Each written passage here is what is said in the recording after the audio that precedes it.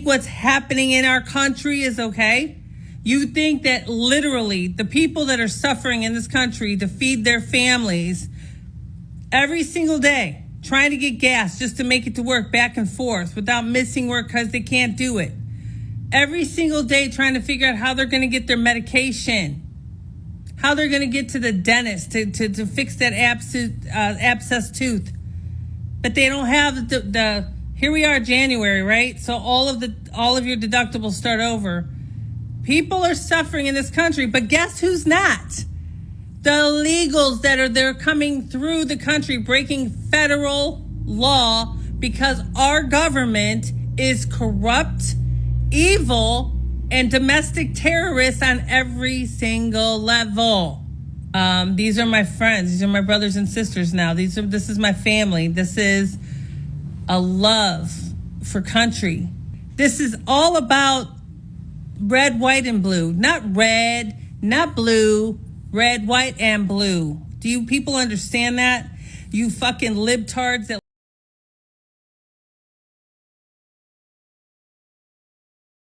This morning, we are getting the latest jobs report coming out of the Bureau of Labor Statistics for the month of May. 272,000 jobs were added last month. That far exceeds the expected amount. These numbers are a shock for the economists who predicted a cooler month of job growth. Unemployment and wage growth were also higher than expected. So what does this all mean for the economy the rest of the year? Here with us, of course, to break down everything we're seeing in this new report, NBC News business and data correspondent Brian Chung.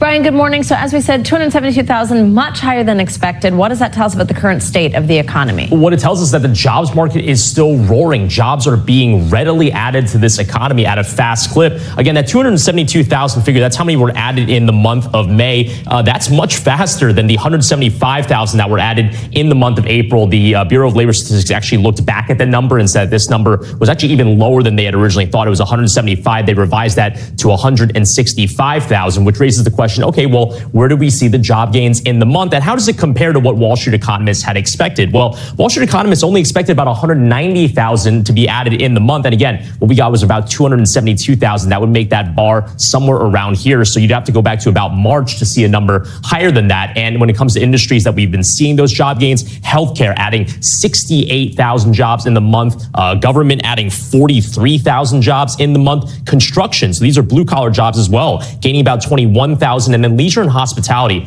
bars and restaurants. This has been a big driver of job gains post-pandemic. Broadly speaking, 42,000 jobs added in the month. These are the big sectors that saw a lot of the gains. So the Fed, we know, is still trying to battle high inflation. What do these numbers tell us about that? Yeah, well, when it comes to the Federal Reserve, they're looking at this and going, okay, well, it's good that people are getting jobs. The big story for them is getting inflation down. And the inflation side of this jobs report comes from the wages side of things, right? How much are people getting paid in those jobs that they're getting hired in? Well, this report told us that wages on a year-over-year basis, May of this year compared to May of last year, wages went up by 4.1%. That's a little faster than in previous reports that the Federal Reserve has gotten from this particular report. But the good news is that this is outpacing inflation. So yes, inflation is higher, right? Prices at the grocery store, Target, Walmart are all up. But when it comes to wages, at least that is compensating for how much higher prices are. The story was flipped. Inflation was way outpacing wages for most of the post-pandemic period. That story flipped around the spring of last year.